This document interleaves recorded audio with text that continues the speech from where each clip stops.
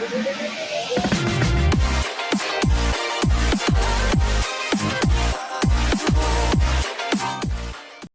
welcome to today's episode of HIPcast. We are excited. I am really excited because our guest today is one of my friends, colleagues, and fantastic partner in crime. We are cooking up some fun things that we're not ready to reveal yet, but soon we will.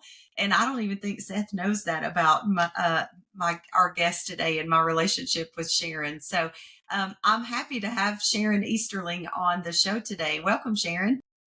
Thank you so much. So glad to be here, Shannon. And yes, we're doing some amazing things. Hello, Seth. Thank you for having me. Yeah, thanks for joining. And I'm not very good at surprises. So now I'm just going to be struggling, wanting to know what I don't know from. So I'll be patient. Well, you know what? We might get to that. Maybe we'll have time. We'll save it till the end, Seth. And if you don't cut me off from talking, then we'll do it. Okay. So I'll never know. All right. Okay. All right. Well, I'm going to read Sharon's bio for everyone, and then we'll get into the episode. Sharon Easterling Sharon E is a seasoned healthcare professional and AI consultant with over 20 years of experience in clinical documentation integrity, or CDI, health information management, and AI-driven training. As the CEO of Upskills, Sharon is dedicated to helping healthcare professionals enhance their knowledge and operational efficiency by integrating AI technologies into their daily workflows.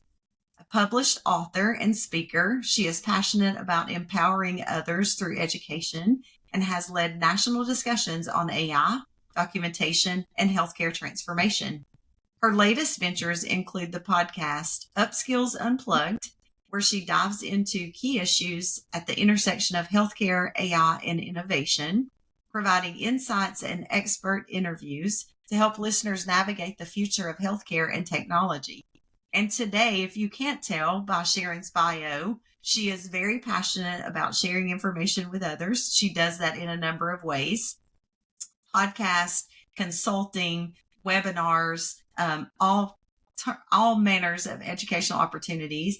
And today we're going to talk a lot about AI. So please, if you're a health information professional listening, do not leave because we said AI. It is not the big scary monster. It is a fantastic opportunity for health information professionals to get a little bit of upskills and then help with data governance in their organizations and even impact some policy. So Sharon, again, I'm so happy to have you on the show today. Absolutely. So excited to be on HIPcast. You know, this is great what you guys are doing here. Let me just say that for a moment. I was so excited when you guys started all of your interviewing, all the information you're sharing. So kudos to you. Thank you. Well, thank you. We figured a few people need to learn how to speak like some East Tennesseans with this wonderful dialect that we have. So we're just trying to spread this dialect out, and hopefully all of America will start talking like this. Well, I embrace my Southern roots, Seth. Yes. So I'm with you. Now, here's the question. Can we get AI to talk like this? Yeah.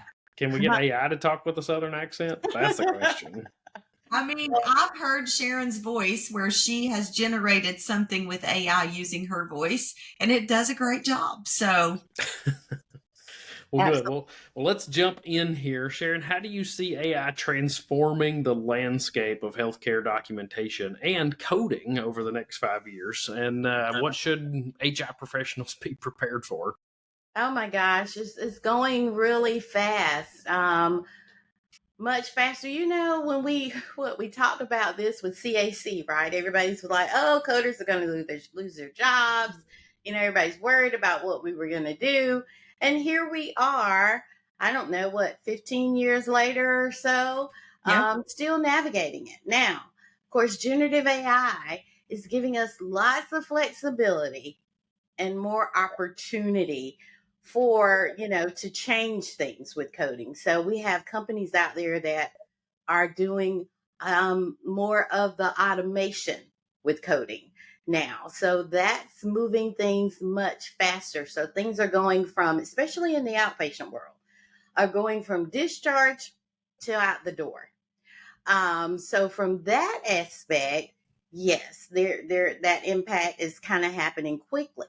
But for me, there's still that sense of coders will still need to be a part of that, being a part of that final review and being a part of writing all these great programs. I put a post out there on LinkedIn recently. We are the secret to the sauce. Ooh. And that means that all these companies out here that are creating these tools and resources, and Shannon's got some great tools and resources, by the way, but that are creating all these great things. There are people with our backgrounds behind those things. So we need to understand how we can use what we do and apply those things to this technology, whether it's within your hospital or whether it's partnering with an external, maybe you have a vendor that you're working with. Maybe you're getting a job with some of these technologies companies. We have to be able to apply what we know to those areas when it comes to, coding and CDI. CDI is changing as well. With AI, it gives you the opportunity to scrub clinical indicators, scrub documentation, and come up with a possibility, right? So we have to put our minds in critical thinking mode. And we look at this stuff every day. We know that 1 + 1 is 2. So we have to understand how to apply those things as we use AI and move ourselves in a different direction. This isn't really about, I'm a VP of revenue cycle management. I have lots of things and I consult with this company for that. But, he had a great thing he said. He said, the power, and we're creating this new AI tool. And he says, the power of AI isn't that it's going to remove health information professionals. It's going to make them better. It's going to make them smarter. They're going to learn to use themselves in different ways. So that's what AI is going to bring. And if you look at history, that's what we've done with everything. We kind of evolved and changed, and the computer, in a sense, will be doing those things that we don't want to waste time doing, because guess what? We can think bigger things and we can have bigger thoughts and come up with the new discoveries. I love it, Sharon. First of all, I love this. I always love your presence, because you're always positive and you're always, thinking about what's possible. And you're definitely doing critical thinking, but you're also thinking big and beyond. So it's not, you're not stuck in one place. And so one of my favorite things about you is the positivity that you bring to any conversation. And I love that you said in the beginning, AI, when you were talking about CDI, you were saying that AI can show you what's possible, right? Like it's going to scrub all these different components and it's going to give you some possibilities. And then you think about the health information professional upskilling, not to be scared of it. And one of the points that you made that I think we should really focus on, as health information professionals, we are the secret to the sauce. We are the subject matter experts. We are the subject matter experts in so many areas. Well, if someone is using our subject matter expertise to build something, whether it's a brand new system of some kind, or if it's leveraging some tools to build some internal processes or efficiencies or whatever that is, we are informing that already. So it's almost like it's almost like sometimes we have the attitude of we're contributing here, but we're only going to contribute this little piece and then we're going to go away because all that other stuff is too big for me. And I do love what Kevin says about be that strong, bold voice. Kevin Clower, CEO of HEMA, he talks about the HIM voice being, let's match our voice to our skills. And this is a great opportunity to do that. It's a fantastic opportunity to say, yes, I am the subject matter expert. And if you don't have me contributing here, what you're going to be is garbage in, garbage out. And if you want this to be done well, use a health information professional to do so. So I love that. Seth, you want to add anything before I ask the next question? follow-up question that has been rattling around inside the noggin around what you mentioned around CDI, like clinical indicators and outpatient coding, because my mind went to scraping for clinical indicators, doing outpatient codings. Typically, and you guys tell me if I'm wrong on this because I'm not in that world, but that's typically an entry-level position for folks to start coding outpatient charts or pulling indicators or whatnot. But now we have technology that can do that. So, Shannon sometimes will say that I'm a negative Nancy, so I'm trying to find the positive Percy. I don't know if there's an alternative to negative Nancy, but positive Percy is what we're going with. I like it. I'm looking at all right, from a positive Percy perspective, I'm looking at that going, if I'm in an RHIT program, an RHIA program, and I'm just starting out, I want to educate myself as a prompt engineer to where now I can come out of school and say, hey, I can help you with AI pulling these clinical indicators. I can help you with your AI engine coding these outpatient charts. Is that a fair assessment? Oh my gosh. First of all, before you answer that, Sharon, let me just say, Seth, you are speaking with our guest today, happens to be a phenomenal AI prompt engineer. So now, Sharon, please answer. Oh gosh, Seth, I love you guys. I love that question because I decided to get certified in prompt engineering. Basically because really with generative AI, once again, that's kind of the power behind everything you're pulling. You need to know how to communicate with AI to get the end result that you want. So that is a huge step, Seth. You are thinking so far ahead. If you are a student, you need to be continually educating yourself when it comes to technology. Not only with the prompt engineering, understanding how to prompt, but also understanding rules and algorithms. How to do that if then statements. You remember those if then statements, right? So you have to think in that format. And I'm trying to offer education for those things so we can take those steps to that. Something else that, I find interesting, and I understand the reason why. We have proprietary information. We have consultants that have the software, and of course, they can't share their mechanisms behind those things. So we have lots of great professionals out there that know these things, but of course, they can't really talk about them. Um, I think there's a way to share without giving away all of your industry secrets, right? And I think for us to get to those next steps as a profession, we're going to have to share more about those things. I talk about when the NLP engine, the patent was released, and more people were able to build software tools related to AI, the CAC, some of those things, some of the CDI programs. I've worked with software companies building rules and algorithms for CDI so they could scrub the documentation and find the pneumonia, find the sepsis, or whatever. And we don't talk to people about those things. They have that power, but they don't understand the power that they have. I don't think many of our coders really understand that. Look, especially, I'll talk about outpatient for a second. I have so much to talk about. But for outpatient, we'll talk about some of these revenue management tools, right? That are built off of CPT and units of service. And then, of course, you couple that maybe with a diagnosis. So we understand CPT. We understand units, writing rules, or whether it's a MUE or another type of edit, CCI edit. We understand those things to be able to write those rules, but there's only a small subset of us that even know how powerful we are in that process. So we need to talk about those things. And yes, Seth, get that additional education. It's not going to hurt anything. It's going to be an add to your resume. Try to get on your AI teams at your hospitals. And if you have those types of certifications, maybe it can help you get on the team. That's awesome, Sharon.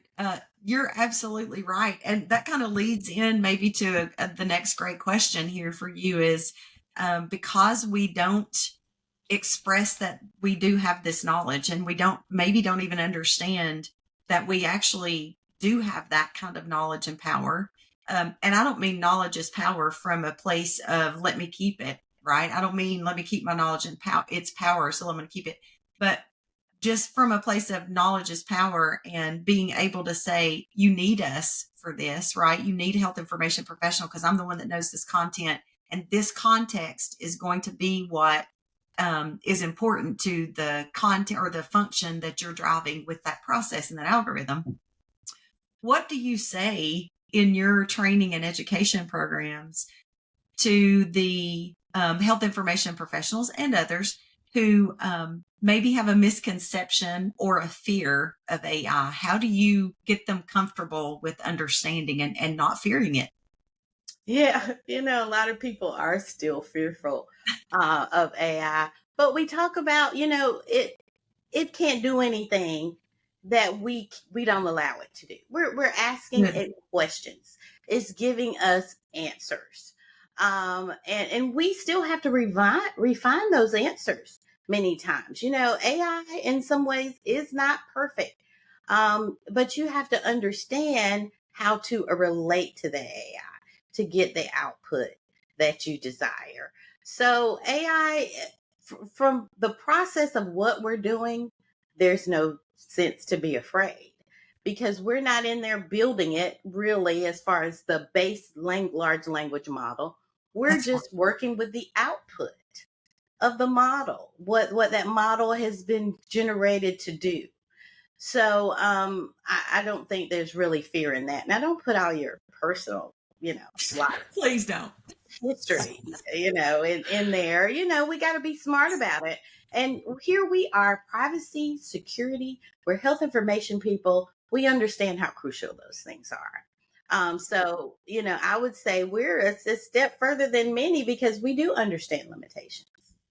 Let me have one follow-up question, Seth, before you move on. For our listeners who maybe have been too fearful to delve into anything AI related, can you just tell us what the large language model is? What's an LLM? Okay. So a large language model is basically the base. It's like you got a house and you got to have all the foundation for the house, right? So it's the foundation and what you build everything on. Llama, for example, is a large language model. We have Gemini, I think, is a large language model. There are a number of them that are out there. And they are just the foundation of what we build all of these pre-trained GPTs off of. That we like Chat GPT. Yeah. It's a platform that is like a chatbot in the sense that we pull out the information. That's right. It's a Chat GPT is a GPT or a chatbot that we pull off of OpenAI, which is the large language model. So yeah, it's just where all the information is. That's basically what that has been trained. Yeah. A storehouse for sure. Thank you. And the big thing with AI is it has the ability to look at large amounts of data and summarize it. Like, is that a correct statement? That's how my brain has to sort of understand it, right? That's one of the ways that we're using AI in the world today is to say, all right, here's what the data looks like, here's what it should look like, here's what an answer would be, and then it learns over time to say, all right, here's the results. But one of the things that you mentioned is it still takes a person to curate that answer and that output to understand what that means and to make sure that there's not anything of issue with the output, because the AI engines can eventually start heading down the wrong path if they are taught the wrong things, or the different information that goes in that's not squared up. And that's again where you point towards an HI professional needing to be in that conversation, needing to be in the beginning foundation that's built so the AI output can be utilized in the proper manner. So I got on a little soapbox there. I like it. It's great. Yeah, sorry about that. But the next question that we had is really moving into practice, right? Where have you seen AI successfully implemented to improve clinical documentation integrity and revenue cycle management? And then what are the lessons learned? We're still sort of new in this world, right?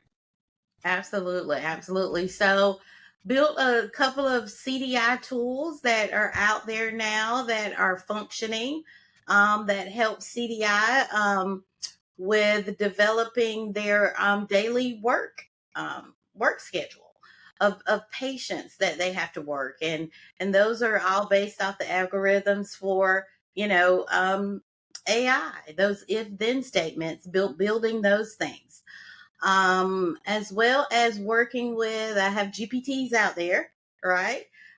They are taken from Chat GPT, and I've built GPTs that perform various functions. One of them is a resource that coders can use to help them quickly with their information. Another is also a study buddy that can help you with your studies every day. So those are some smaller things, but from the big aspects, just working with software companies, helping them build CDI tools that they can implement. Yeah, and I'll share, even from ONC certification, Seth, one of the use cases is around decision support intervention, or DSI, which is now taken over the clinical protocols that were in prior legislation for ONC certification. So those DSIs, when you are using a large language model to do a summarization of a patient to decide what the diagnosis is or may be, and what kind of protocol that that they need to you need to put that patient on, put them on that path.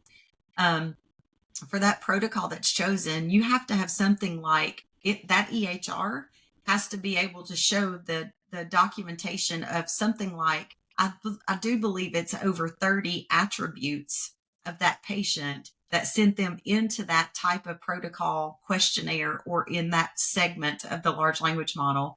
And then when you pull back those, when you decide on that protocol, I think there are 13 sources you have to cite as that EHR in the background to say, based on these 13 sources. I think that's the number. Susan Fenton could probably tell me if that's the right number. I think that was the number, which is an odd number, but it's a lot of empirical data in the background that says, if you're going to use AI to help you design protocols for patients, you've got to be showing that empirical data. So one of the thoughts on that is, man, we're letting the computer decide a protocol.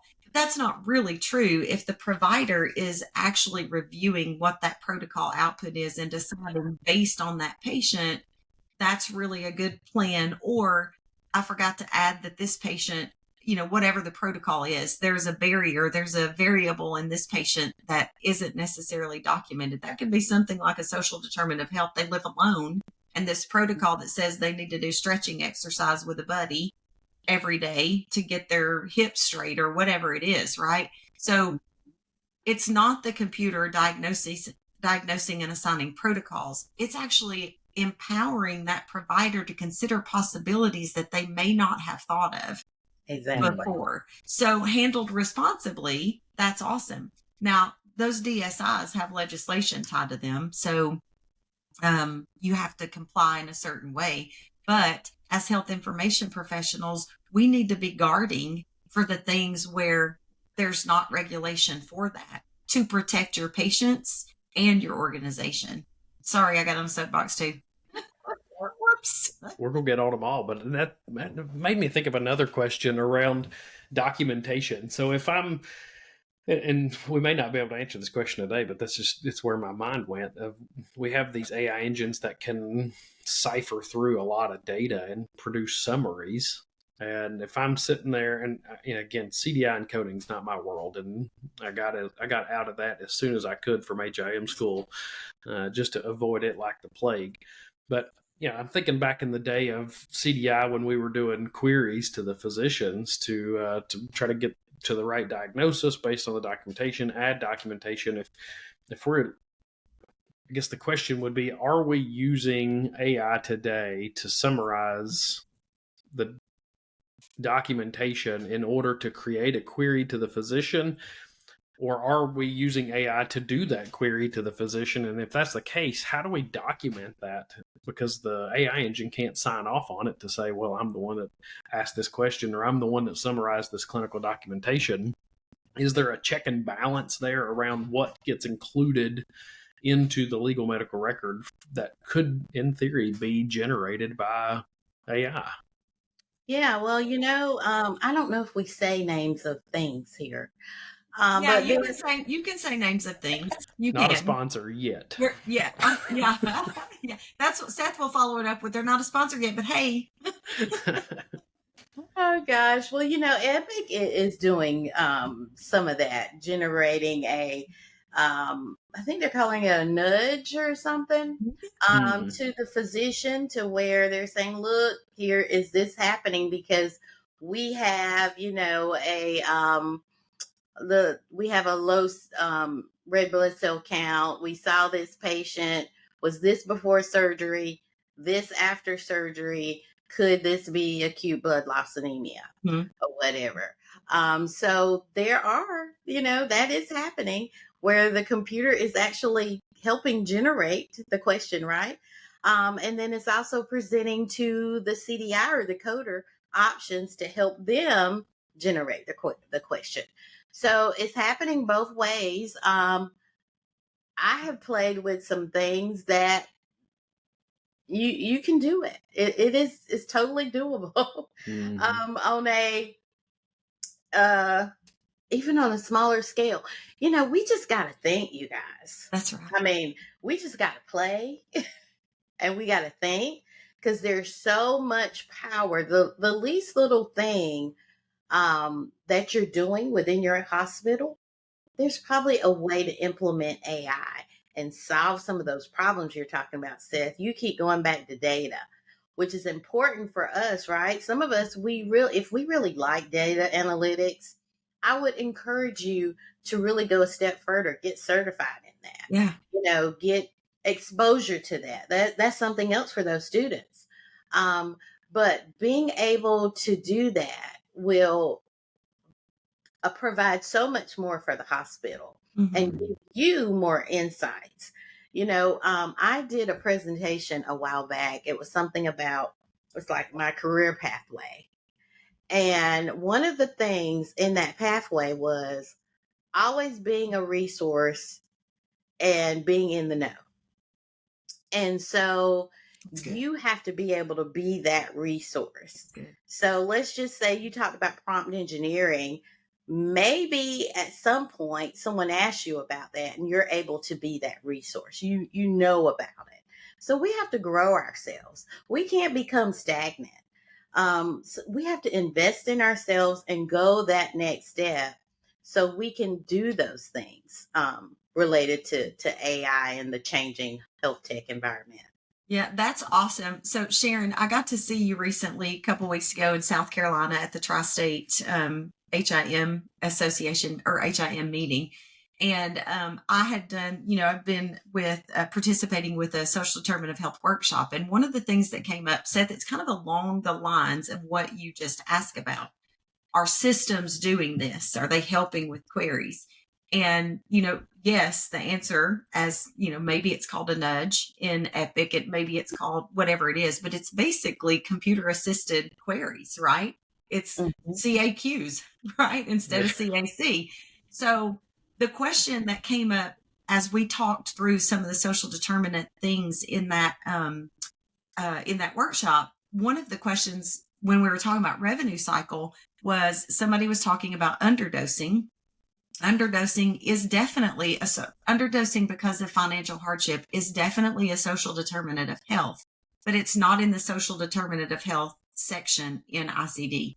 It's in a different status section. It's a Z code, but it's outside of that social determinant where those coding guidelines are very kind of loose or free on social determinant coding. So one of the questions as we talked through that, the conversation was fantastic. There's so many good contributions in that call or in that live interview or webinar. But one of the questions that I posed to the participants after we had a lot of this conversation, and I'm going to pose it to both of you right now. This one that I asked them was related to the coding guidelines around social determinants. We have very specific rules about queries. We can't ask leading questions. As a human being, as a coder or a CDI professional, I cannot query a physician in a leading manner. Mm-hmm. Are our coding guidelines up to date with how we practice medicine and code a chart today?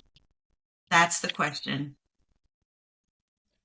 Yeah, it's so interesting you asked that, because I was in a meeting yesterday and we were talking about AI, and we were talking about some of the changes that we need to make in our processes.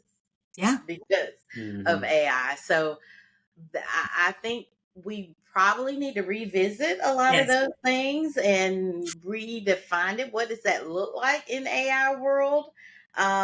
Who is accountable in AI world? Is it the AI or is it the person? That's right.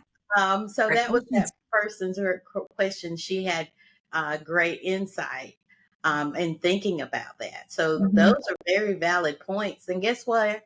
Where this goes back to, Shannon, governance. It is back to having a good governance structure, having an AI committee at your institution. You guys, if you have not gotten an AI committee yet at your organization, you are way behind the 8 ball. Yeah. Whether you've started, implementing some of these systems or not, they are embedded in many of the systems that you already have. That's right. Lots of your devices within your healthcare facilities are going to have AI in them. Now, AI is going to be in everything we touch.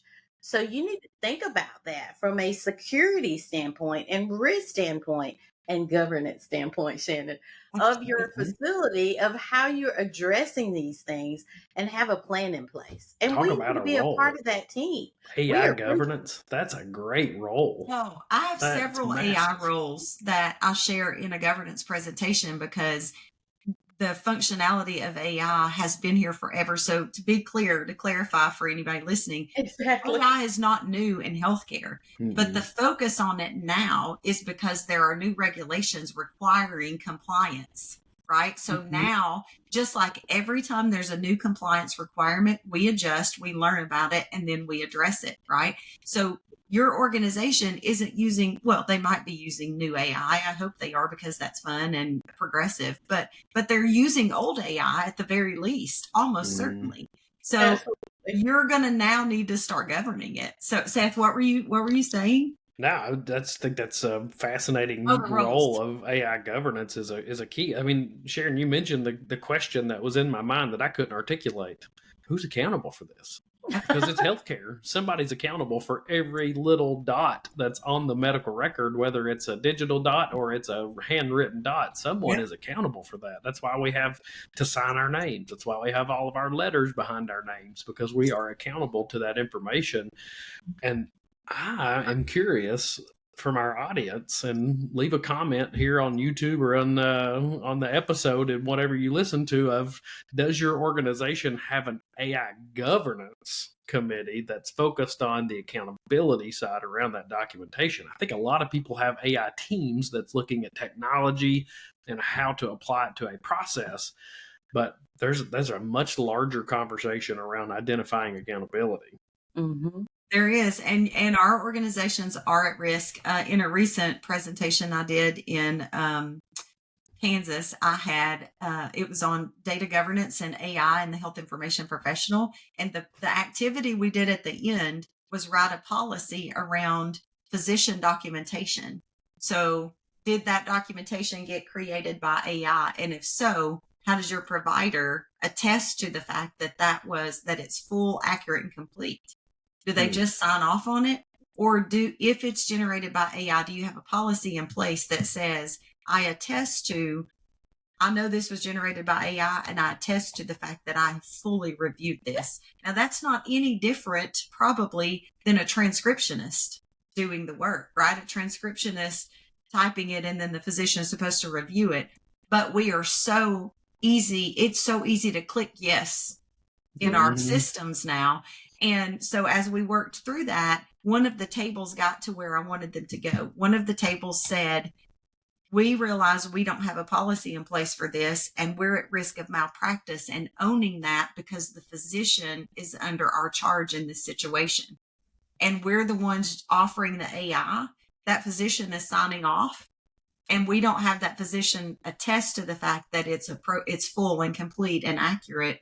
We just have them sign the documentation. And while that might hold up in a court of law, you might find yourself as well as that physician liable. So liability is a huge concern with operations in healthcare organizations, in my opinion. Yeah, absolutely. Because it's making, insinuations about diagnoses. So yes, absolutely, Shannon. Yeah. Well, Sharon, thank you so much. I always love our conversation. Let me put on my specs here to see if I have time. I don't have time to go into the fun things that Sharon and I are working on for this episode, but just keep watching LinkedIn for announcements from Sharon and myself.